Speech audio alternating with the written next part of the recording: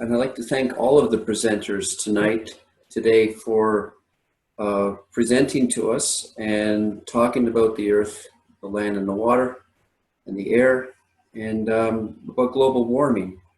So we've asked all the presenters to end their presentations with some action steps that we all can do.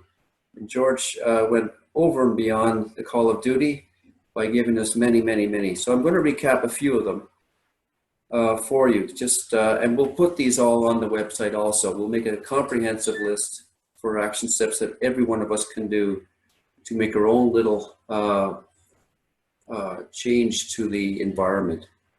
So think about buying local food and buying organic food where possible. Planting trees, plant gardens and grow your own. Eat less beef, which is going to help reduce the amount of clear cutting in the Amazon and other forests.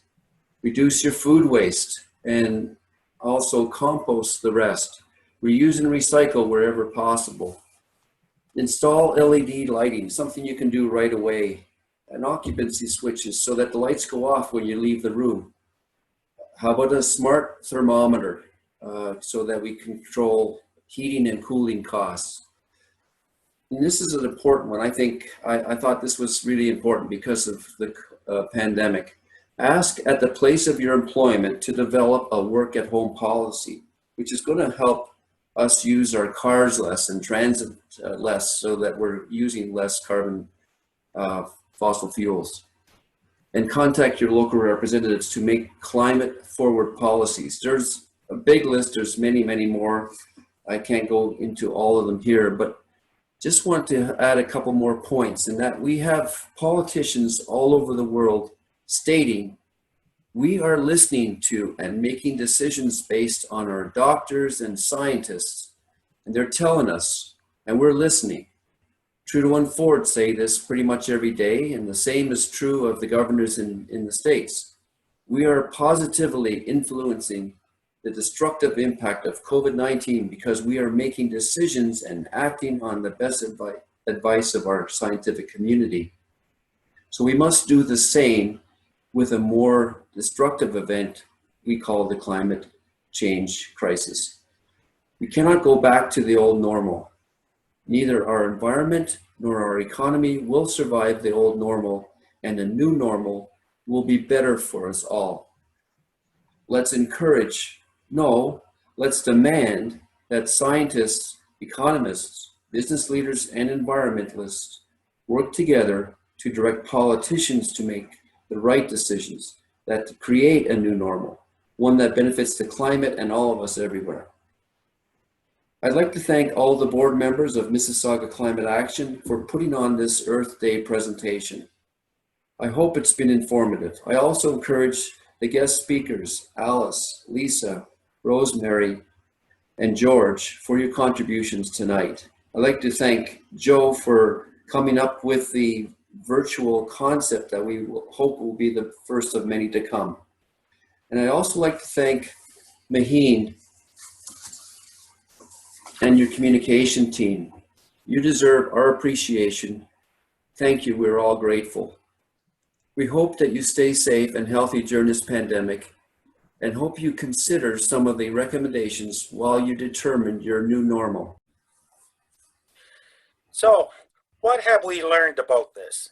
In the teachings of the seventh generation, it warns us of a pandemic, and it looks like it is here now. Take the Amazon forest and the deforest of the Amazon rainforest. What new bacteria are we unleashing as this land has never been unearthed? We know that there are and have been unknown illnesses in these areas. How many species are going extinct due to the deforest here in the Amazon? Also, it is happening right here in our own backyard. Just think that 64 species are going extinct along the river here in Port Credit. How do we protect these species, and what can we do about it? It's interesting how the government allows the chemicals in nuclear energy plants on our sacred waters. And yet, we have to fight all levels of government, from the city to provincial to federal, for a building for these studies of the waters. What is our priority? To make money off of our sacred trusting waters? Or is it to honor and appreciate the sacred waters by protecting it and the shoreline and the rivers and streams as well as the lakes? Indigenous people have always been the guardians of this land, air, and waters long before the white man stepped foot on the New World. Mother Earth is sick. She has a cancer. It's called mankind. Mother Earth has a way of healing the sickness. She just makes it go extinct. David Suzuki and the top environmental experts have told us of a warning, and we need to take heed to this warning.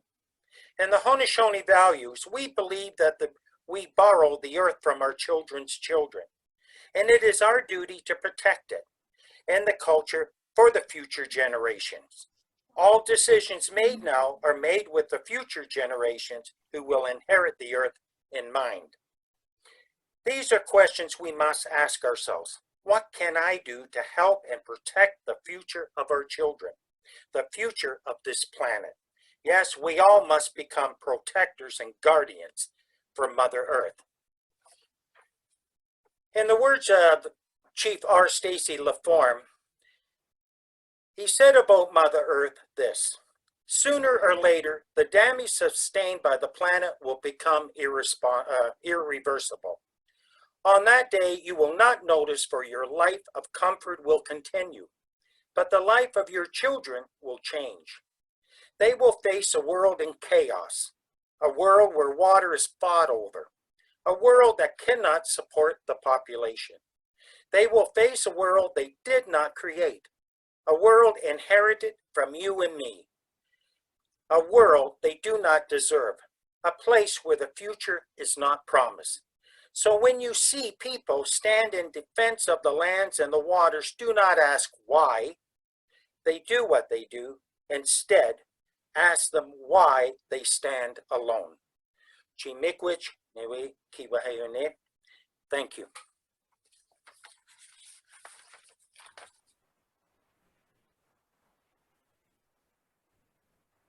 And the people stayed home and read books and listened and rested and exercised and made art and played games and learned new ways of being and were still and listened more deeply.